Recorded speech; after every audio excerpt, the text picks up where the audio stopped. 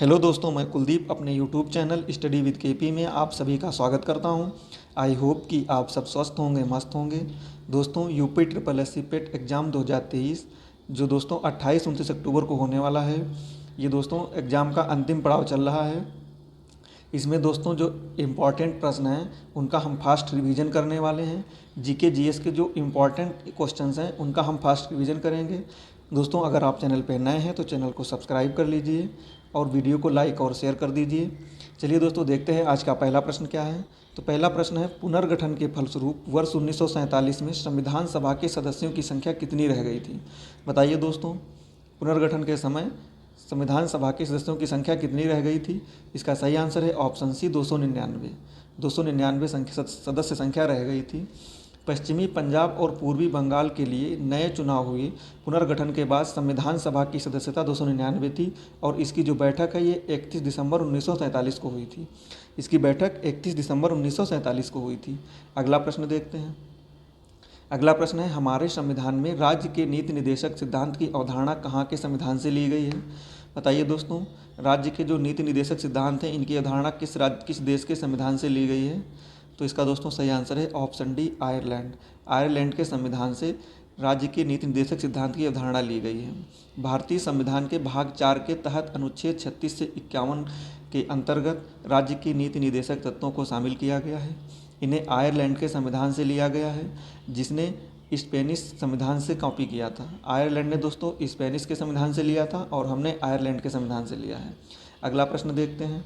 भारतीय संविधान में सम्मिलित किस भाषा के लिए 2011 तक ज्ञानपीठ पुरस्कार नहीं दिया गया था? बताइए दोस्तों, भारतीय संविधान में जो भाषाएं सम्मिलित हैं उनमें से कौन सी भाषा है जिसे 2011 तक ज्ञानपीठ पुरस्कार नहीं दिया गया था? तो इसका सही आंसर दोस्तों ऑप्शन बी, सिंधी। सिंधी भाषा में ज्ञानपीठ पुरस्कार 2011 से पहले नहीं दिया जा रहा था। आगे अगला प्रश्न देखते हैं। अगला प्रश्न है, वह अधिकतम अवधि कितनी होती है जिस तक संविधान के अनुच्छेद 356 के अधीन राष्ट्रपति द्वारा जारी की गई संसद द्वारा बढ़ाई गई उद्घोषणा सामान्यतः लागू रह सकती है? बताइए दोस्तों, इसका सही आंसर क्या हो जाएगा? वह अधिकतम अवधि कितनी होती है जिस तक संविधान के अनुच्छेद 356 के अधीन राष्ट्रपति द्वारा जारी की गई संसद द्वारा बढ़ाई गई उद्घोषणा सामान्यतः लागू रह सकती है? दोस्तों, 356 में राष्ट्रपति शासन होता है, उसी के बारे में बात की जा रही है। तो इसका सही आंसर हो जाएगा दोस्तों ऑप्शन ए, 6 महीने तक। 6 महीने तक लागू रह सकती है। दोनों सदनों से मंजूरी मिलने पर राष्ट्रपति शासन 6 महीने तक जारी रह सकता है।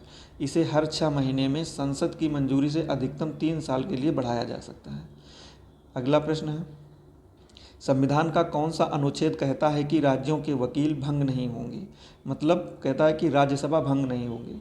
बताइए दोस्तों, संविधान का कौन सा अनुच्छेद कहता है कि राज्यसभा भंग नहीं होगी? तो इसका सही आंसर हो जाएगा ऑप्शन ए, अनुच्छेद 83।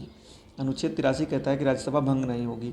अनुच्छेद 83 सांसद के सदनों की अवधि एक में दोस्तों है 83 में है, राज्यों की परिषद विघटन के अधीन नहीं होगी, लेकिन जितना संभव हो सके उसके 1/3 सदस्य इस संबंध में किए गए प्रावधानों के अनुसार हर दूसरे वर्ष की समाप्ति पर जितनी जल्दी हो सके सेवानिवृत्त हो जाएंगे, कानून संसद के द्वारा। अगला प्रश्न है दोस्तों, राज्य के नीति निर्देशक सिद्धांतों में से किस अनुच्छेद का संबंध अंतर्राष्ट्रीय शांति और सुरक्षा के संवर्धन से है? बताइए दोस्तों, कौन सा अनुच्छेद है जिसमें अंतर्राष्ट्रीय शांति और सुरक्षा की अभिवृद्धि की बात कही गई है? तो इसका सही आंसर हो जाएगा ऑप्शन सी, अनुच्छेद 51। अनुच्छेद 51 के अंतर्गत अंतर्राष्ट्रीय शांति और सुरक्षा की बात है।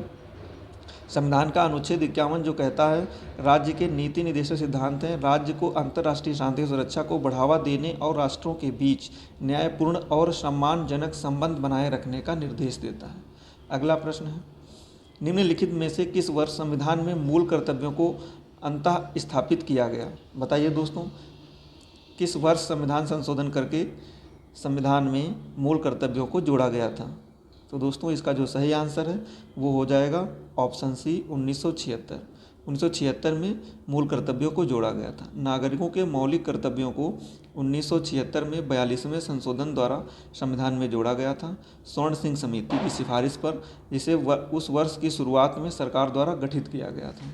अगला प्रश्न है, निम्नलिखित में से कौन सा 1950 में अपनाए गए भारत के मूल संविधान का हिस्सा नहीं है? बताइए दोस्तों, निम्नलिखित में से कौन सा 1950 में अपनाए गए भारत के मूल संविधान का हिस्सा नहीं है? तो दोस्तों इसका जो सही आंसर है वो हो जाएगा ऑप्शन सी, मौलिक कर्तव्य। मौलिक कर्तव्य जो है ये 1950 में जब संविधान लागू हुआ था उस समय दोस्तों हिस्सा नहीं था। अगला प्रश्न है, भारतीय संविधान में राष्ट्रपति के चुनाव की प्रणाली किस देश से ली गई है? बताइए दोस्तों, भारतीय संविधान में राष्ट्रपति के चुनाव की प्रणाली किस देश से ली गई है? तो इसका सही आंसर है दोस्तों ऑप्शन सी, आयरलैंड। आयरलैंड के संविधान से राष्ट्रपति के चुनाव की प्रणाली को स्वीकार किया गया है। अगला प्रश्न है, भारत का संविधान निम्न आयु वर्ग के सभी बच्चों को शिक्षा के अधिकार की गारंटी देता है। बताइए दोस्तों, आयु वर्ग क्या है जिसमें भारत का संविधान सभी बच्चों को शिक्षा जो है मुफ्त शिक्षा देने की बात करता है? तो इसका सही आंसर हो जाएगा ऑप्शन ए, 6 से 14 वर्ष के सभी बच्चों को संविधान में जो है वो मूल अधिकार का प्रावधान है। 6 से 14 वर्ष के बच्चों को निःशुल्क शिक्षा का अधिकार है। भारतीय संविधान से 6 से 14 वर्ष के आयु वर्ग के सभी बच्चों को मुफ्त और अनिवार्य शिक्षा का अधिकार देता है। ये दोस्तों आर्टिकल जो है 21A में कहा गया है। ये मौलिक अधिकार है दोस्तों। अगला प्रश्न है, संघ द्वारा लगाए गए लेकिन राज्यों द्वारा एकत्रित और विनियोजित शुल्क है। बताइए दोस्तों, संघ द्वारा लगाए गए लेकिन राज्यों द्वारा एकत्रित और विनियोजित शुल्क है। इसका सही आंसर दोस्तों हो जाएगा ऑप्शन सी, चिकित्सा एवं शौचालय तैयारियों पर स्टंप शुल्क एवं उत्पाद शुल्क। इसका सही आंसर दोस्तों ऑप्शन सी, चिकित्सा एवं शौचालय तैयारियों पर स्टाम्प शुल्क एवं उत्पाद शुल्क। अगला प्रश्न है, भारतीय संविधान द्वारा दिए गए निम्नलिखित मौलिक अधिकारों के कारण गैर अनुदान अल्पसंख्यक संस्थानों को आरटीआई अधिनियम के दायरे से बाहर रखा गया है। बताइए दोस्तों, इसका सही आंसर क्या हो जाएगा? बताइए दोस्तों, मौलिक अधिकारों के कारण गैर अनुदान अल्पसंख्यक संस्थानों को आरटीआई अधिनियम के दायरे से बाहर रखा गया है। तो इसका दोस्तों जो सही आंसर है वो हो जाएगा ऑप्शन डी, अनुच्छेद 30 का 1। ऑप्शन डी इसका बिल्कुल सही आंसर हो जाएगा, अनुच्छेद 30 का 1। अगला प्रश्न देखते हैं, वर्ष 1938 में किस व्यक्ति ने वयस्क मताधिकार के आधार पर संविधान सभा के गठन की मांग की थी? बताइए दोस्तों, इसका सही आंसर क्या हो जाएगा? वर्ष 1938 में किस व्यक्ति ने वयस्क मताधिकार के आधार पर संविधान सभा के गठन की मांग की थी? तो इसका दोस्तों जो सही आंसर है वो हो जाएगा ऑप्शन बी, जवाहरलाल नेहरू। पंडित जवाहरलाल नेहरू जी ने कहा था कि वयस्क मताधिकार के आधार पर संविधान सभा के गठन की बात कही थी। 1938 में जवाहरलाल नेहरू ने कांग्रेस की ओर से घोषणा की कि स्वतंत्र भारत का संविधान बाहरी हस्तक्षेप के बिना वयस्क मताधिकार के आधार पर चुनी गई संविधान सभा द्वारा बनाया जाना चाहिए। अगला प्रश्न देखते हैं, संविधान के किस अनुच्छेद के प्रावधान के अंतर्गत भारत सरकार द्वारा भारत रत्न, पद्म विभूषण आदि अलंकार प्रदान किए जाते हैं? बताइए दोस्तों, जो उपाधियां हैं ये किस अनुच्छेद के तहत दिए जाते हैं? तो दोस्तों इसका जो सही आंसर है वो हो जाएगा ऑप्शन डी, अनुच्छेद 18। ऑप्शन डी इसका सही आंसर है। भारत रत्न और पद्म पुरस्कारों का शीर्षक भारत के संविधान के अनुच्छेद 18(1) के तहत दिया गया है। पद्म पुरस्कार जो वर्ष 1954 में स्थापित किए गए थे, केवल एक बार निलंबित किए गए थे। अगला प्रश्न है, संविधान के किस अनुच्छेद में यह अंकित है कि इंडिया अर्थात भारत राज्यों का एक संघ होगा? बताइए दोस्तों, किस अनुच्छेद में यह अंकित है कि इंडिया अर्थात भारत राज्यों का संघ होगा? तो इसका सही आंसर दोस्तों ऑप्शन ए, अनुच्छेद 1। अनुच्छेद 1 में कहा गया है इंडिया दैट इज भारत राज्यों का संघ है। अनुच्छेद 1 कहता है इंडिया जो कि भारत है राज्यों का एक संघ होगा। संविधान का यह विशेष अनुच्छेद एक महत्वपूर्ण कथन है क्योंकि यह बताता है कि हमारे राष्ट्र को क्या कहा जाएगा। अनुच्छेद 1 का मसौदा 18 सितंबर 1949 को अपनाया गया था, जिसे मसौदा समिति के अध्यक्ष डॉक्टर अंबेडकर ने पेश किया था। अगला प्रश्न है, किस संविधान संशोधन अधिनियम में अनुसूचित जाति या जनजाति और अन्य पिछड़े वर्गों के छात्रों के लिए निजी गैर सहायता प्राप्त शैक्षणिक संस्थानों में प्रवेश में आरक्षण प्रदान किया गया? बताइए दोस्तों, इसका सही आंसर क्या हो जाएगा?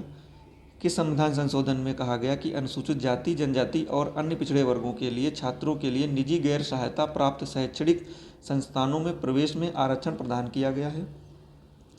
तो इसका दोस्तों जो सही आंसर है वो हो जाएगा ऑप्शन ए, 93वां संविधान संशोधन अधिनियम 2005। 93वां संविधान संशोधन अधिनियम 2005।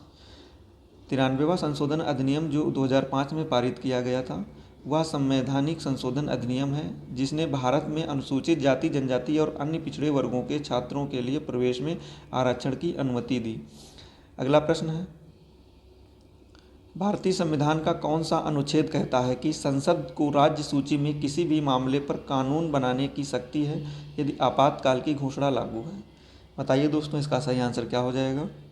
भारतीय संविधान का कौन सा अनुच्छेद कहता है कि संसद को राज्य सूची में किसी भी मामले पर कानून बनाने की शक्ति है यदि आपातकाल की घोषणा लागू है? तो दोस्तों, इसका जो सही आंसर है वो हो जाएगा ऑप्शन बी।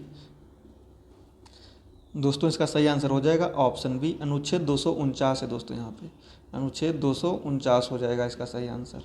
अगला प्रश्न है, राष्ट्रपति के त्याग पत्र की सूचना उपराष्ट्रपति किसको देता है? बताइए दोस्तों, राष्ट्रपति के त्याग पत्र की सूचना उपराष्ट्रपति किसको देता है? तो इसका सही आंसर हो जाएगा ऑप्शन सी, लोकसभा अध्यक्ष को। अगला प्रश्न है, मौलिक अधिकारों के बारे में सुनवाई करने का अधिकार किसको दिया गया है? बताइए दोस्तों, मौलिक अधिकारों के बारे में सुनवाई करने का अधिकार किसको दिया गया है? तो इसका सही आंसर है ऑप्शन डी, सर्वोच्च न्यायालय और उच्च न्यायालय को। सर्वोच्च न्यायालय और उच्च न्यायालय को। सर्वोच्च न्यायालय में दोस्तों सुप्रीम कोर्ट में जो है ये दोस्तों जो होता है आर्टिकल 32 के तहत है, और दोस्तों जो हाई कोर्ट में है ये आर्टिकल 226 के तहत है। अगला प्रश्न है, भारत में पहली बार प्राक्कलन समिति का गठन किस वर्ष किया गया था? बताइए दोस्तों, भारत में पहली बार प्राक्कलन समिति का गठन किस वर्ष किया गया था? तो इसका दोस्तों जो सही आंसर हो जाएगा ऑप्शन बी, 1950 ईस्वी में। प्राक्कलन समिति सबसे बड़ी संसदीय समिति है। प्राक्कलन समिति में 30 सदस्य होते हैं। प्राक्कलन समिति के सभी सदस्यों का चयन केवल लोकसभा से किया जाता है। स्वतंत्र भारत में पहली प्राक्कलन समिति का गठन 1950 में किया गया था। इसे पूर्व वित्त मंत्री जॉन मथाई की सिफारिश पर गठित किया गया था। अगला प्रश्न है, भारत के संविधान के किस भाग में कल्याणकारी राज्य का विचार निहित है? इसका सही आंसर बताइए दोस्तों, क्या हो जाएगा? तो इसका सही आंसर है ऑप्शन ए, राज्य के नीति निदेशक सिद्धांत। राज्य के नीति निदेशक सिद्धांत। कल्याणकारी राज्य सरकार की एक अवधारणा है जिसमें राज्य अपने नागरिकों की आर्थिक और सामाजिक भलाई के संरक्षण और संवर्धन में महत्वपूर्ण भूमिका निभाता है। भारतीय संविधान का भाग 4 हमारी राज्य के नीति निदेशक सिद्धांतों से संबंधित है। राज्य के नीति निदेशक सिद्धांत एक आधुनिक लोकतांत्रिक राज्य के लिए एक व्यापक सामाजिक आर्थिक कार्यक्रम का गठन करता है। अगला प्रश्न है, निम्नलिखित में से कौन भारत के संविधान के अनुच्छेद 280 के तहत गठित है? बताइए दोस्तों, अनुच्छेद 280 के तहत क्या आता है? तो इसका सही आंसर है ऑप्शन सी, वित्त आयोग। वित्त आयोग दोस्तों अनुच्छेद 280 में है। अगला प्रश्न है, वह अधिनियम जिसे मार्ले मिंटो सुधार के नाम से भी जाना जाता है? बताइए दोस्तों, वह अधिनियम जिसे मार्ले मिंटो सुधार के नाम से भी जाना जाता है? इसका सही आंसर हो जाएगा ऑप्शन बी, भारतीय परिषद अधिनियम 1909। भारत परिषद अधिनियम 1909। अगला प्रश्न है, भारत के संविधान की निम्नलिखित में से कौन सी एक विशेषता इस तथ्य का द्योतक है कि वास्तविक कार्यकारी शक्ति प्रधानमंत्री की अध्यक्षता वाली मंत्रिपरिषद में निहित है? इसका सही आंसर बताइए दोस्तों, क्या हो जाएगा? कौन सी एक विशेषता इस तथ्य का द्योतक है कि वास्तविक कार्यकारी शक्ति प्रधानमंत्री की अध्यक्षता वाली मंत्रिपरिषद में निहित है? इसका दोस्तों जो सही आंसर है, इसका जो सही आंसर हो जाएगा दोस्तों वो हो जाएगा ऑप्शन डी, संसदीय लोकतंत्र। संसदीय लोकतंत्र इसका बिल्कुल सही आंसर है। वास्तविक कार्यकारी शक्ति प्रधानमंत्री की अध्यक्षता वाली मंत्रिपरिषद के हाथों में निहित होना संसदीय लोकतंत्र का द्योतक है। यह कार्यपालिका को संसद में जवाबदेह बनाता है। अगला प्रश्न है, भारत के संविधान के किस अनुच्छेद के तहत जीवन और स्वतंत्रता का संरक्षण शामिल है? बताइए दोस्तों, भारत के संविधान के किस अनुच्छेद के तहत जीवन और स्वतंत्रता का संरक्षण शामिल है? तो इसका सही आंसर ऑप्शन ए, अनुच्छेद 21। अनुच्छेद 21 में दोस्तों प्राण एवं दैहिक स्वतंत्रता का संरक्षण है। अनुच्छेद 21 के अनुसार जीवन और व्यक्तिगत स्वतंत्रता की सुरक्षा किसी भी व्यक्ति को कानून द्वारा स्थापित प्रक्रिया के अलावा उसके जीवन या व्यक्तिगत स्वतंत्रता से वंचित नहीं किया जाएगा। यह मौलिक अधिकार प्रत्येक व्यक्ति, नागरिकों और विदेशियों के लिए समान रूप से उपलब्ध है। अगला प्रश्न है दोस्तों, भारत के संविधान का कौन सा भाग मौलिक कर्तव्यों को दर्शाता है? बताइए दोस्तों, कौन सा भाग मौलिक कर्तव्यों को दर्शाता है? इसका सही आंसर है ऑप्शन सी, भाग 4A। भाग 4A में मौलिक कर्तव्यों का वर्णन है। मौलिक कर्तव्यों का वर्णन भारतीय संविधान के भाग 4A के अंतर्गत अनुच्छेद 51A में किया गया है। अगला प्रश्न है, संविधान का कौन सा अनुच्छेद न्यायपालिका को कार्यपालिका से अलग करता है? बताइए दोस्तों, न्यायपालिका को कार्यपालिका से अलग करने वाला अनुच्छेद कौन सा है? तो इसका सही आंसर हो जाएगा ऑप्शन बी, अनुच्छेद 50। आर्टिकल 50 में दिया गया है कि न्यायपालिका कार्यपालिका से अलग है। अनुच्छेद 50 भारत का संविधान 1950 राज्य की सार्वजनिक सेवाओं में न्यायपालिका को कार्यपालिका से अलग करने के लिए राज्य कदम उठाएगा। अगला प्रश्न है, वेतन एवं लेखा कार्यालय का प्रधान कार्यालय कहाँ है? बताइए दोस्तों, वेतन एवं लेखा कार्यालय का प्रधान कार्यालय कहाँ है? तो ये दोस्तों नई दिल्ली में है। इसका सही आंसर है ऑप्शन बी, न्यू दिल्ली। अगला प्रश्न है, निम्न में से क्या सूचना का अधिकार अधिनियम 2005 की धारा 4 के अनुसार लोक प्राधिकारी की बाध्यता में शामिल नहीं है? इसका सही आंसर कीजिए दोस्तों, क्या हो जाएगा? निम्न में से क्या सूचना का अधिकार अधिनियम 2005 की धारा 4 के अनुसार लोक प्राधिकारी की बाध्यता में शामिल नहीं है? तो दोस्तों इसका जो सही आंसर हो जाएगा ऑप्शन बी, प्रकाशित सूचनाओं को हर माह अद्यतन करना। प्रकाशित सूचनाओं को हर माह अद्यतन करना। अगला प्रश्न है, मानव अधिकार संरक्षण अधिनियम 1993 के कौन से अध्याय में राज्य मानवाधिकार आयोग संबंधी प्रावधान किए गए हैं? बताइए दोस्तों, मानव अधिकार संरक्षण अधिनियम 1993 के कौन से अध्याय में राज्य मानवाधिकार आयोग संबंधी प्रावधान किए गए हैं? तो इसका सही आंसर हो जाएगा दोस्तों ऑप्शन बी, अध्याय 5 में। अगला प्रश्न है, भारत के संविधान का भाग डैश संविधान के संशोधन से संबंधित है? बताइए दोस्तों, किस भाग में संविधान संशोधन का प्रावधान है? तो इसका सही आंसर है ऑप्शन बी, भाग 20 में संविधान संशोधन प्रक्रिया का प्रावधान है। अगला प्रश्न है, भारतीय संविधान की 9वीं अनुसूची किसके द्वारा जोड़ी गई थी? बताइए दोस्तों, भारतीय संविधान की 9वीं अनुसूची किसके द्वारा जोड़ी गई थी? तो इसका दोस्तों सही आंसर है ऑप्शन ए, पहला संविधान संशोधन दोस्तों 1951 में हुआ था। इसी के तहत 9वीं अनुसूची को जोड़ा गया था। 9वीं अनुसूची में केंद्रीय और राज्य कानूनों की एक सूची शामिल है जिन्हें अदालतों में चुनौती नहीं दी जा सकती है, और इसे संविधान अधिनियम 1951 द्वारा जोड़ा गया था। ये प्रथम संविधान संशोधन था। अगला प्रश्न है, निम्नलिखित में से कौन सा चुनाव भारत के चुनाव आयोग की देखरेख में नहीं कराया जाता है? बताइए दोस्तों, कौन सा चुनाव है जो भारत के चुनाव आयोग की देखरेख में नहीं कराया जाता है? इसका सही आंसर हो जाएगा ऑप्शन सी, राज्यों के स्थानीय निकायों के चुनाव। राज्यों के स्थानीय निकायों के चुनाव। अगला प्रश्न है, ग्राम पंचायत चुनाव मुख्य चुनाव आयुक्त की देखरेख में नहीं होता है। ग्राम पंचायत चुनाव राज्य चुनाव आयुक्त की देखरेख में, तहसीलदार और जिला कलेक्टर की देखरेख में होता है। ग्राम पंचायत सदस्यों का कार्यकाल 5 वर्ष का होता है। यह कई वार्डों में बटा हुआ है। प्रत्येक वार्ड से जनता द्वारा एक सदस्य चुना जाता है।